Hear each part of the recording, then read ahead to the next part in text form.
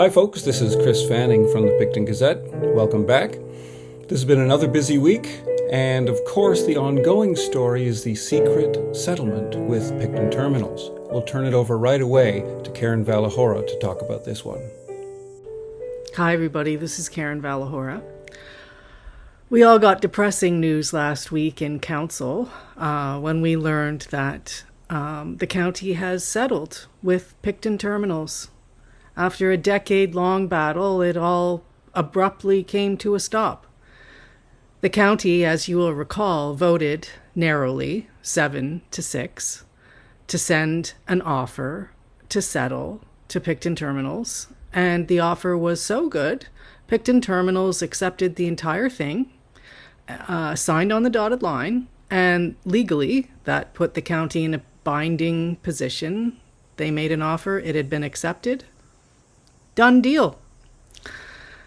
So the announcement was made by the mayor, Steve Ferguson, and our legal counsel, Sarah Vow, before or in the middle, I guess, of a council meeting, after yet another long closed session, when regular council started. So the Gazette has all the details, and we paid particular attention in our coverage to the 10 formally registered deputations.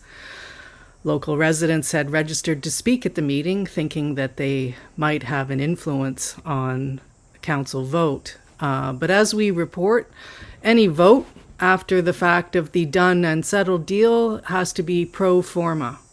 That means it's a ratification vote, a matter of crossing the T's, dotting the I's, and rubber stamping the already made deal. So our editorial takes on the meaning of pro forma votes and takes stock of how unusual they are in Prince Edward County, because they're not really all that democratic. Thanks. Over to you, Chris. Thank you, Karen. The letters page has an entry on this one as well. Elsewhere in the paper, Karen has written up a major award for our very own radio station, County FM. Don't miss that one. And meanwhile, let's find out what Jason Parks has been working on. Thanks, Chris. This week we have an update on the progress for a new municipal long-term care home. County staff have hit all the necessary provincial milestones leading up to the final one in the fall. It looks as though council will have to make a decision on a proposed 160-bed, $94.7 million facility that will replace H.J. McFarland Home later in October. We get into the finances of the proposal. The province will fund 2/3 of the project, but the county will need to indenture $80 million in order to cover up the upfront construction costs. In order to cover some of those costs, the county is looking for expressions of interest on the current home, which was built in 1976. In sports, with the Olympic spirit riding high in Paris and around the world, we update you on the county's prolific Special Olympian, Kim Pothier. She's a national champion speed skater who traded in the frozen oval for swimming lanes this spring and won 4 provincial swimming medals. She was honored with a Civic Recognition Award at Council last week, and we have her story. Back to you. Thanks, Jason. Jason also has an update on accessible parking spaces in this week's issue. All of the links are below, of course. And finally, we have a music spread this week. I spoke to a couple of jazz guitarists, Brian Legere and Eric Saint Laurent, about the upcoming PEC Jazz Festival, which begins on August the 13th.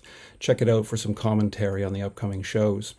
And you may have noticed our front page features the Art of Time Ensemble's appearance at Base 31's Drill Hall last week.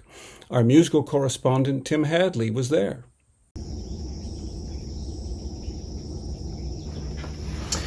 Well, thank you, Chris. I'm here to report this week on the Art of Time Ensemble. They produced a show, the Sgt. Pepper's Lonely Hearts Club Band by the Beatles. They did it at Base 31 in conjunction with Big Lake. It's a little lead up to their festival that Big Lake is putting on in Prince Edward County at the end of the August this year. They had 4 fabulous singers, contemporary pop singers from Canada, the Toronto, Ottawa area, and they had a fantastic orchestra. 14 players were just absolutely brilliant. They had all new arrangements of the music, sort of like a chamber music thing set up. So read all about it this week in the Picton Gazette. My name's Tim Hadley. Back to you, Chris. Thank you very much, Tim. This is as flower power as I could get for the occasion. Tim's links are in the description below, as are all the rest. Thank you very much for tuning in. Don't forget to like and subscribe, and we'll see you next week.